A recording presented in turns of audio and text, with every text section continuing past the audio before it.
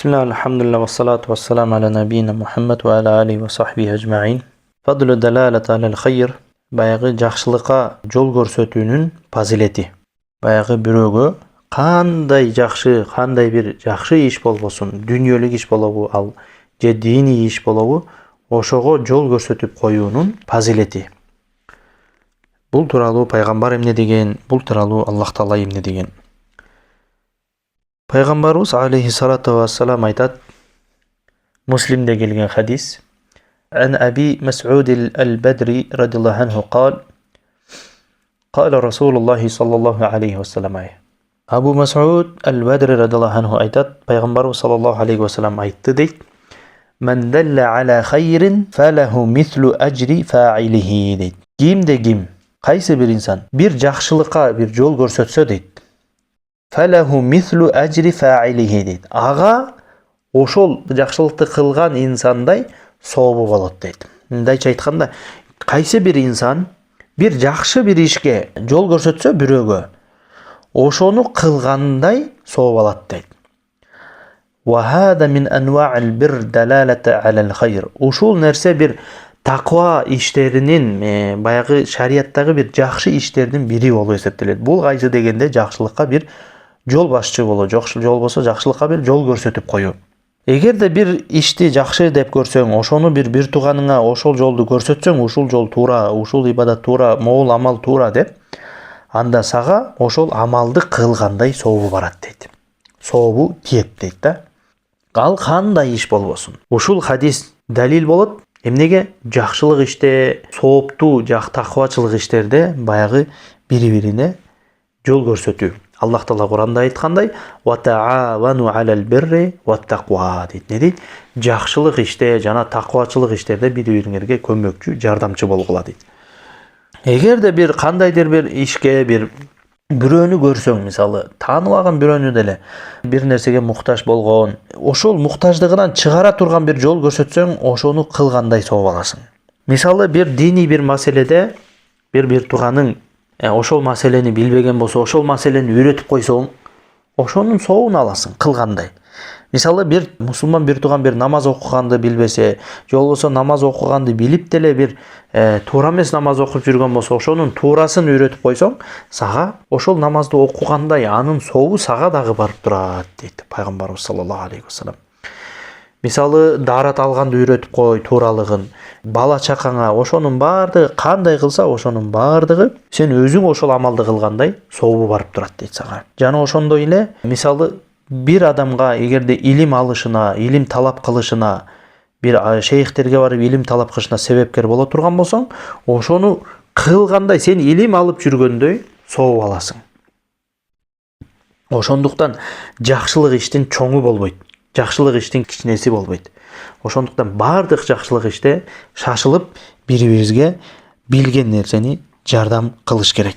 Андан кийинки маселе ушуга эле окшош, кимде ким бир жакшы ишке көрсөтсө, жакшы туура жолду көрсөтсө, ошол туура жолду ээрчигендердин сообу барат. Жана ошондой эле кимде ким бир адашууга чакырса, адашууга түшкөн адамдардын күнөөсүн алат. Пайгамбарыбыз саллаллаху алейхи вассалам Абу Хурайра риваят кылган хадисте, Имам Муслим өзүнүн Сахих жыйнак китебиндеринде алып келген, пайгамбарыбыз айтат: "Мен да'a иля худан кана лаху минал ажри мислу ужури мен таби'аху". Кимде ким бир туура жолго чакырса дейт, диндеги бир туура жолду көрсөтсө, жана ошол көрсөткөндү кимде ким ээрчиген болсо, ошол жолду, анан ошолордун сооптору барып турат дейт. La yanqusu zalika min ujurihim shay'a. Жана анын ажырларынан, соопторунан эч нерсе кемибейт дейт, толук барып турат дейт. Канча адам ээрчисе, мисалы, сиз бирөөнү ширктен тостуңуз, таухидке чакырдыңыз, ошол инсан таухид менен жашаса, ошонун сообу сизге барып турат. Эч кандай кемибейт. Жана сиз бирөөнү ширктен кайтардыңыз, ширктен тосуп калдыңыз, чоң күнөөдөн, исламдан чыгара турган күнөөдөн тосуп калдыңыз, ошонун сообу сизге барып турат. Анан пайгамбарыбыз саллаллаху алейхи вассалам хадисте улай мындай дейт: "Ва мен да'a иля далалатин кана алейхи минал исми мислу асами мен таби'аху, ла янқузу залика мин асамихим шей'a" дейт. Анан пайгамбар саллаллаху алейхи вассалам айтты: кимде ким бир адашуу жолго чакырса, ошол адашуунун күнөөсүн кимдер ээрчисе, канча киши ээрчисе, ким ээрчисе дагы ошонун күнөөсүн алат дейт. Ошого барып турат күнөөсү. La yanqizu zalika min atamihim shay'a. Жана ошондой эле анын күнөөсү эч кандай бир кемибейт дейт. Мисалы бирөөнү бир ширкке чакырды бир инсан. Ошонун күнөөсү ээрчигендердин күнөөсүн алат. Эч кандай күнөөсү кемибейт, толук барып турат. Бирөө бирөөгө мисалы бидаат үйрөттү. Ошол бидааттын күнөөсү ага барып турат. Бирөө мисалы бирөөгө кредит алганды үйрөттү. Ошонун күнөөсү үйрөткөн адамга дагы барып турат. Эч кандай кемибейт. Дагы бирөөгө тамеки чеккенди үйрөттү. Дагы бирөөгө насвай чеккенди үйрөттү.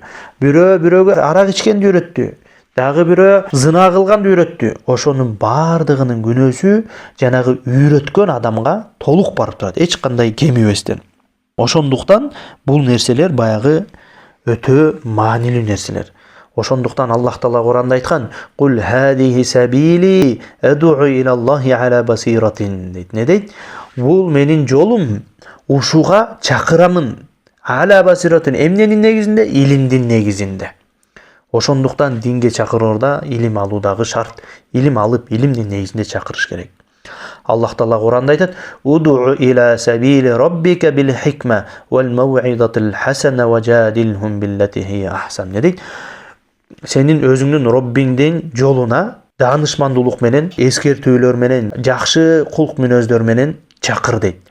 Важадилхум биллати хия ахсан. Жана ошондой эле сага каршы чыккан адамдар менен жакшы кулк мүнөз менен, жакшы сүрөттө талаш тартыш жүргүз дейт. Андан кийин Аллах Таала туура жолго чакыруунун, дават кылуунун фазилетин айтып, Али Имран сүрөсүндө мындай дейт: "Валтакум минкум умматун яд'уна илал хайр" дейт. "Ва я'муруна бил ма'руф ва янхауна анил мункар". Силердин араңарда бир тайпа болсун, ал тайпа жакшылыкка чакырган, жамандыктан кайтарган, таквачылык иштерге чакырган, туура жолго чакырган бир тайпа болсун дейт. Жана айтып өткөндөй эле Аллах Таала айтат: "Ва та'авану алал бирри ват тaqwa". Жакшылык жана таква иштерде бири-бириңерге көмөкчү болгула дейт. Ошондуктан баягы жакшылыкка чакыруу, туура жолго чакыруу дагы өзүнүн бир фазилети бар, жөнөкөй эле нерселер эмес. Ошондуктан жакшылыкка чакырууда, адамдарды туура жолго үндөдө жана ошондой эле дүйнөлүк иштеринде да туура жолду көрсөтүү бул шариатта дагы бир фазилеттүү амалдардан болуп эсептелет.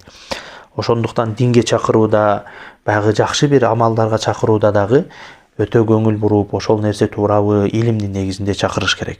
Ошондуктан кул хадихи сабили аду илаллах ала басиратин дейт. Не дейт? Айткының ушул менин жолум дейт. О пайгамбар, айткының элиңе, ушул менин жолум. Аду илаллах, Аллахка чакырамын. Эмненин негизинде? Ала басиратин, илимдин негизинде дейт. Ошондуктан баягы чакырууда дагы илим болуш керек. Жана ошондой эле башында айтып өткөндөй, инсан кандайдыр бир жакшылыкка чакырууда дагы жардам кылыш керек. Мунун дагы фазилети өтө бир чоң.